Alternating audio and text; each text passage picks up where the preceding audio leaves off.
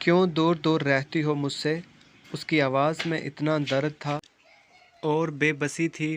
میں نے اس کی آنکھوں میں دیکھا تو پانی سے بھری پڑی تھی، جس سے اس کی تکلیف کا اندازہ بخوبی ہو سکتا تھا۔ مگر میں اپنی جگہ ٹھیک تھی۔ کیا تمہیں مجھ سے محبت نہیں ہے؟ اس نے مجھ سے دوبارہ پوچھا۔ کتنی اذیت اور بے بسی تھی اس کے انداز میں۔ اس کے انداز پہ میرا دل بھر آیا تھا، اور میں نے بھی صبر کا دامن چھوڑ دیتے ہوئے اپنی محبت کا اظہار کر دیا۔ الفاظ کچھ یوں تھے: زین، تم نے مجھے محبت پہ مجبور کر دیا ہے، اور میں تمہاری محبت کے سامنے بے بس ہو گئی ہوں، اور میں اقرار کرتی ہوں میں بھی تم سے محبت کرتی ہوں، اتنی ہی جتنی تم کرتے ہو، یا شاید تم سے بھی زیادہ، اور تب سے جب سے تم کرتے ہو۔ میں تمہاری آنکھوں میں اپنے لیے محبت اسی وقت ہی دیکھ چکی تھی جب تم چوری چوری مجھے دیکھتے تھے، اور بدلے میں بھی تمہیں دل دے بیٹھی تھی۔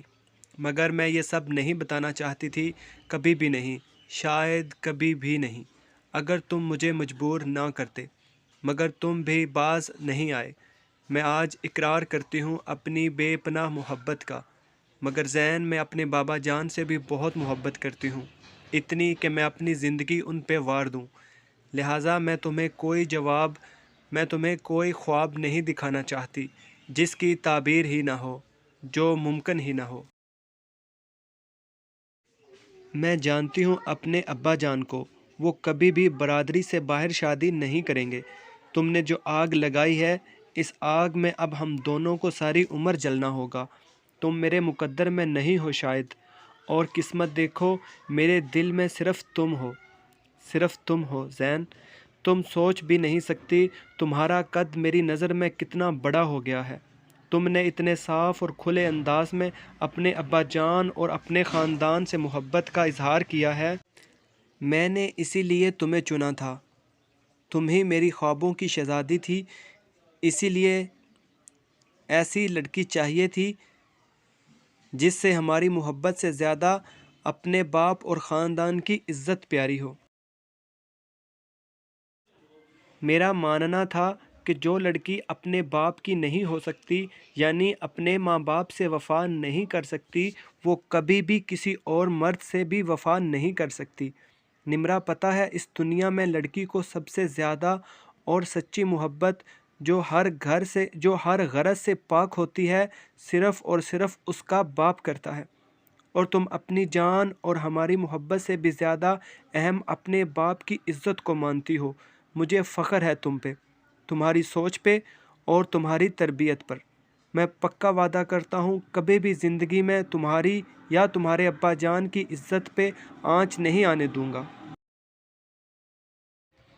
تم بہت اچھے ہو زین، میری دلی خواہش ہے اور اپنے رب سے دعا ہے کہ تم ہی میرے زندگی کے ساتھی بنو۔ یا اللہ، میرے ابا کے دل میں رحم ڈال دینا۔ میں نے کچھ اس انداز سے کہا کہ ہم دونوں کی ہنسی چھوٹ گئی۔ ہنستے ہوئے میں نے زین کی طرف دیکھا تو وہ بڑے پیار سے مجھے ہی دیکھ رہا تھا۔ میں بھی خاموش ہوتے ہوئے بولی، اب یہ نہ کہنا کہ تم ہنستے ہوئے بہت اچھی لگتی ہو۔ ہم دونوں پھر سے ہنسنے لگے تھے۔ کتنی پیاری لگنے لگی تھی زندگی، یہ یونیورسٹی، یہ موسم، یہ درخت، یہ پتے، سب کتنا پیارا لگنے لگا تھا۔ کسی نے کیا خوب کہا تھا کہ جب دل کا موسم اچھا ہو تو سب اچھا لگنے لگتا ہے۔ دن اسی طرح گزرنے لگے۔ ہم دونوں بہت خوش تھے، ہم ایک دوسرے سے بے حد محبت کرتے تھے، مگر ایک حد میں رہتے ہوئے۔ ہماری ملاقاتیں صرف یونیورسٹی کے کلاس روم یا پھر گراؤنڈ تک ہی رہتی تھیں، کبھی بھی یونیورسٹی کے باہر یا ارد گرد ملنے کا سوچا بھی نہیں تھا۔ پڑھائی میں ایک دوسرے کی مدد کرتے، بلکہ شرط لگاتے کہ اس بار میرے نمبر زیادہ آتے ہیں یا تمہارے، اس طرح پڑھائی بھی خوب ہو جاتی۔ مگر نمبر ہر بار میرے زیادہ آتے تھے۔ پھر ایک دن زین نے کہا کہ میرے گھر والے تمہارے گھر آنا چاہتے ہیں رشتے کے لیے۔ میں نے منا لیا ہے، سب بہت خوش ہیں، تم سے ملنا چاہتے ہیں۔ زین، یہ کیا کہہ رہے ہو تمہیں پتہ بھی ہے کچھ؟ میں نے زین سے کہا۔ وہ جواب میں بولا، مجھے پتہ ہے سب، لیکن لیکن نمرا ہمیں ایک دفعہ جانا چاہیے، بات تو کرنی چاہیے، نہ بات کرنے سے کیا حرج ہے؟ ہاں حرج ہے، اور حرج یہ ہے کہ تمہارے امی ابو اتنے پیار اور مان سے جائیں گے اور بدلے میں انہیں انکار سننے کو ملے گا، اور میں نہیں چاہتی۔ آپ کے امی ابو میرے بھی ماں باپ کی طرح ہیں، انہیں انکار سن کر تکلیف ہو یا وہ ابا جان کی کسی بھی بات کا برا منائیں یا اپنی انسلٹ سمجھیں، پلیز یار آپ انہیں منع کر دو۔ مجھے پتہ ہے وہ کبھی بھی نہیں مانیں گے، میں جانتی ہوں انہیں، اور میں یہ بھی نہیں چاہوں گی کہ وہ میرے بارے میں ایسا ویسا سوچیں۔ اچھا تو تمہیں اپنی پرواہ ہے، کتنی خود غرض ہو تم نمرا، زین نے خفا ہوتے ہوئے کہا۔ نہیں میری جان، میں خود غرض نہیں ہوں، پلیز تم سمجھو نا، مجھے کچھ نہیں سمجھنا، مجھے اپنی ساری کوشش کرنی ہے۔ میں نہیں چاہتا میں زندگی بھر اس پچھتاوے کی آگ میں جلتا رہوں کہ میں نے اپنی محبت کو حاصل کرنے کے لیے اپنی پوری طاقت نہیں لگائی۔ پلیز مجھے مت روکو نمرا، اس نے اپنے ہاتھ میرے سامنے جوڑتے ہوئے التجا کی۔ میں نے جلدی سے اس کے ہاتھوں کو پکڑ کر نیچے کیا اور کہا، اوکے میری جان، تمہیں ساری اجازتیں ہیں، جو کر سکتے ہو کر کے دیکھ لو، مجھے کوئی گلہ نہیں ہوگا تم سے، مجھے معاف کرنا، میں کچھ نہیں کر سکی اپنی محبت کو حاصل کرنے کے لیے، میری آنکھوں میں آنسو بھر آئے تھے۔ نہیں پلیز، ذرا ایسی بات نہیں، مجھے تم سے کوئی شکوہ نہیں، تم اپنے بابا کی اتنی وفادار بیٹی ہو، اس وجہ سے تو میں مر مٹا ہوں تم پہ۔